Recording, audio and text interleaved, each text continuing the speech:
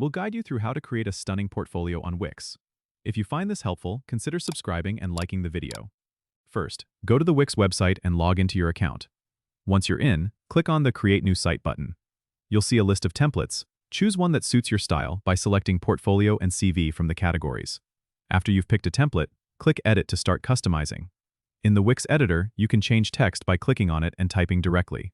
To add your own images, click on the Add button on the left, go to Image, and then My Uploads to upload your files.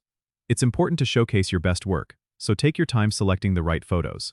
For additional sections like About May or Contact, click Add, then go to Page and choose the type you need. You can rearrange these sections by dragging them in the Site menu on the left. To make your portfolio truly yours, customize the colors and fonts by clicking on Theme Manager. This will help your portfolio stand out and reflect your personality.